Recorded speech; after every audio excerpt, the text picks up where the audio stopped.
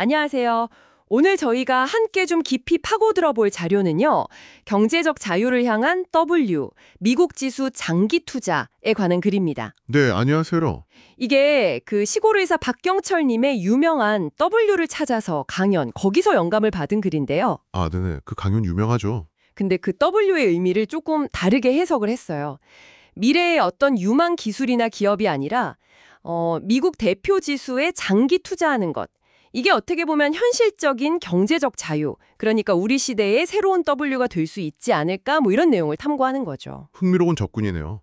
원래 W는 정말 미래를 바꿀 만한 약간은 좀 찾기 어려운 그런 걸 의미했잖아요. 맞아요. 그래서 이 글의 핵심 질문은 딱 이거예요. 다들 자기만의 W를 찾으려고 하는데 과연 나한테 진짜 맞는 그리고 실현 가능한 W는 뭘까? 현실적인 W. 네, 이 글은 그 답으로 좀 구체적인 길 하나라 제시하고 있는 셈이죠. 자, 그럼 먼저 이 W 개념부터 다시 한번 짚어볼까요? 방금 말씀드린 것처럼 박경철님의 원조 W는 미래 기술이나 기업이었는데 그렇죠. 뭐 예를 들면 예전에 IT 버블 때였던 기업들이나 아니면 바이오 혁신 같은 거요. 네. 그런데 이 글의 저자는 이걸 경제적 자유를 가져다줄 꾸준한 자산 증식 방법으로 재해석을 한 거예요. 아, 그러니까 꼭 대박 한 건이 아니더라도요.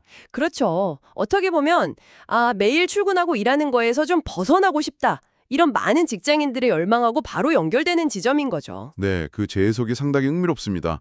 말씀하신 대로 미래의 어떤 대박 종목, 이걸 찾는 것과는 좀 결이 다른 접근인 거죠. 네네. 불확실한 미래 기술에 베팅하기보다는 이미 좀 검증된 시장 지수, 여기에 장기간 꾸준히 투자하면서 자산을 불려나가는 과정, 그 과정 자체가 W가 될 수 있다.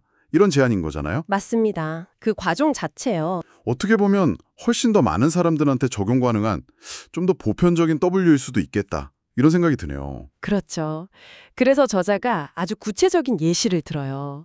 예를 들면 SCHD라고 그 배당 성장에 좀 초점을 맞춘 미국 ETF 있잖아요. 네, 요즘 많이들 얘기하시죠. 거기에 매달 100만 원씩 꾸준히 30년 동안 투자한다고 가정을 해보는 거예요. 30년이요? 와, 길긴 기네요. 길죠. 근데 연평균 수익률을 한 10% 정도로 가정을 하면 30년 뒤에는 이게 세전으로 한 22억 원 정도가 된다는 계산이 나옵니다. 22억. 10% 수익률이라는 가정이 좀 높긴 하지만 뭐 불가능한 수치는 아니고요. 네, 물론 이건 세전 금형이고 또 물가 상승률을 고려해야 하니까 연 3% 정도로 감안하면 현재 가치로는 대략 한 12억 원 정도 된다. 이렇게 계산하더라고요. 아, 현재 가치로 환산하면 그 정도군요. 네. 바로 여기서 이제 은퇴 계획 세울 때 많이 나오는 그 4% 룰이라는 게 등장합니다. 네, 그 고전적인 룰이죠. 은퇴 자산 모아놓은 거에서 매년 4% 정도로 인출해서 생활비로 써도 이론적으로는 원금이 잘 줄지 않는다. 뭐 이런 거잖아요. 네, 맞습니다. 시장 수익률이 인출료를 커버해준다는 가정 하에요. 그래서 아까 그 30년 뒤 22억 원의 이 4% 룰을 적용하면 연간으로는 8,800만 원. 와, 8,800. 이걸 월로 나누면 대략 733만 원 정도를 노동소득 없이 얻게 된다는 계산이 나오는 거죠. 월 733만 원이요. 이게 세전이긴 하지만 세금을 고려한다고 해도 그래서도 언급했지만 한국 소득 기준으로 보면 상위 5% 안에 드는 수준이거든요. 그러니까요. 이 정도면 저자가 말하는 경제적 자유의 기준에는 충분히 부합한다. 이렇게 볼 수 있겠죠. 그렇죠. 물론 이제 이 4% 룰이라는 것도 시장 상황이 계속 좋으리란 보장은 없고 또 예상치 못한 인플레이션 변화라든가 세금 문제 같은 여러 변수가 있다는 점도 자료에서 같이 언급하고는 있습니다. 완벽한 법칙은 아니라는 거죠. 맞아요. 그 부분도 중요하죠. 근데 사실 가장 큰 허들, 가장 어려운 부분은 역시 30년 장기 투자라는 그 시간 자체인 것 같아요. 아, 그렇죠. 30년. 정말 말처럼 쉽지가 않죠. 이게 자료에서도 지적을 하는데요. 한국 투자자들의 평균 주식 보유 기간이 불과 6.5개월이라고 합니다. 6.5개월이요? 1년도 안 되네요. 네, 1년은커녕 반년 조금 넘는 거죠. 이건 뭘 의미하냐면 대부분의 사람들이 주식시장의 그 단기적인 오르내림, 그 변동성에 그냥 일희일비하면서 휘둘린다는 거예요. 꾸준함을 유지하기가 정말 어렵다는 현실을 딱 보여주는 거죠. 바로 그 지점입니다. 저자가 파고드는 게 바로 그 지점이에요. 워렌 버핏 같은 투자의 대가들이 왜 그렇게 입이 닳도록 장기 투자를 강조하는지 생각해보면 답이 나오죠. 그게 어렵기 때문이거든요. 정말 그렇죠. 너무 어려워요. 그래서 저자는요, SCHD 같은 배당 성장 ETF나 아니면 QQQ 같은 기술주 중심의 나스닥 100 ETF 또는 SPY처럼 S&P 500 시장 전체를 대표하는 ETF, 이런 미국 대표 지수에다가 30년 동안 정말 지루할 정도로 꾸준히 투자하는 그 행위 자체. 네, 그 행위 자체. 즉, 대부분의 사람들이 결국 실패하고 마는 그 평범해 보이는 꾸준함. 이게 오히려 소수만 성공할 수 있는 진짜 W다. 이렇게 주장을 하는 겁니다. 아, 뭔가 미지의 대박 기술이나 기업을 찾아 헤매는 것보다 어쩌면 이게 더 현실적인 성공 경로일 수 있다. 그렇죠. 훨씬 더 예측 가능하고 또 실현 가능성이 높은 길이라는 거죠. 확률적으로 보면요. 듣고 보니 그러네요. 결국 가장 큰 적은 시장의 등락이 아니라 그 시장에 폭락했을 때 오는 공포, 그걸 견뎌내지 못하는 나 자신이라는 통찰로 이어지는군요. 정확합니다. 30년이라는 시간 동안이면 글쎄요, 뭐 금융위기 같은 큰 위기가 몇 번은 필연적으로 올 텐데 그때 정말 감정에 휘둘리지 않고 패닉셀링 하지 않고 버틸 수 있느냐, 이게 관건이라는 거죠. 네, 맞습니다. 뭐 닷컴 버블 붕괴라든가 2008년 금융위기, 코로나 팬데믹 같은 그런 순간들이 분명히 있었고 앞으로도 있을 텐데 그때 다 팔아버리면 30년 투자는 그냥 물거품이 되는 거죠. 그렇죠. 수익률 10%고 뭐고 의미가 없어지는 거죠. 그래서 저자는 적립식 투자의 중요성을 굉장히 강조합니다.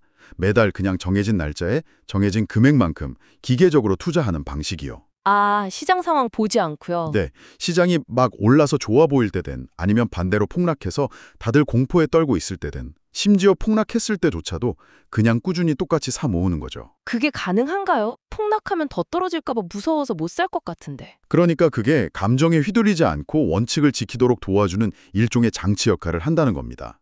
오히려 폭락했을 때는 같은 돈으로 더 많은 주식을 살 수 있는 기회가 되기도 하고요. 이걸 이성적으로 받아들이고 꾸준히 실행하는 것. 아, 감정적인 판단을 배제하는 거군요. 네, 이것이야말로 30년이라는 그 긴 시간을 이겨내고 투자를 지속하게 만드는 어쩌면 가장 중요한 열쇠가 될 수 있다. 이렇게 분석을 하고 있습니다. 그렇군요. 적립식 투자의 힘이네요. 이제 그러면 왜 하필 미국 시장일까요? 한국 시장도 있고 다른 시장도 있는데. 네, 그 점도 궁금했어요. 왜 꼭 미국 지수 ETF여야 하는지.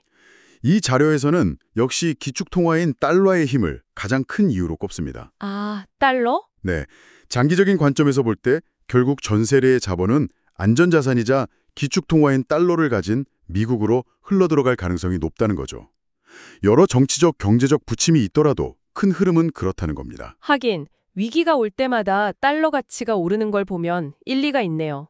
따라서 자연스럽게 미국 대표 기업들의 가치도 장기적으로는 우상향할 확률이 높고 이 기업들의 분산 투자하는 인덱스 ETF, 예를 들면 SPY나 QQQ 같은 것들이죠. 이런 것들 자체가 장기적으로 꾸준히 자산을 불려주는 W의 역할을 할 수 있다는 분석입니다. 그러니까 미국 경제의 성장 자체에 투자하는 셈이군요. 그렇죠. 특정 기업의 흥망성쇠에 모든 걸 걸기보다는 미국이라는 시스템 전체의 성장에 올라타는 전략인 거죠. 결국 이 글은 경제적 자유라는 목표를 이루기 위한 가장 현실적인 W는 미국 대표 지수에 대한 30년 이상의 장기 적립식 투자다. 이렇게 결론을 내리고 있는 거네요. 네, 상당히 명확한 결론이죠. 그런데 마지막에 정말 중요한 질문을 하나 던지더라고요. 이 길고 어쩌면 지루하고 또 때로는 고통스러울 수도 있는 이 30년의 여정을 끝까지 완주하게 만드는 힘. 아, 네. 하는 그런 질문이요. 네, 정말 핵심적인 질문이라고 생각합니다. 어떤 투자 전략을 선택하든 아무리 좋은 전략이라도 그것을 꾸준히 지키고 실행할 수 있는 실행력이 없다면 사실 아무 소용이 없는 거잖아요. 맞아요. 계획은 누구나 세울 수 있지만. 그렇죠. 결국 투자의 성패는 어떤 화려한 전략 자체보다도 그것을 꾸준히 묵묵히 밀고 나갈 수 있는 그 내면의 원칙, 그리고 인내심, 여기에 달렸을 가능성이 높다는 거죠. 어쩌면 그게 가장 희소한 자질일 수도 있고요. 정말 그렇네요. 네, 오늘 저희가 함께 살펴본 이 분석이 여러분의 투자 여정에 또 경제적 자유를 향한 여정에 작은 생각할 거리를 더해드렸기를 바랍니다.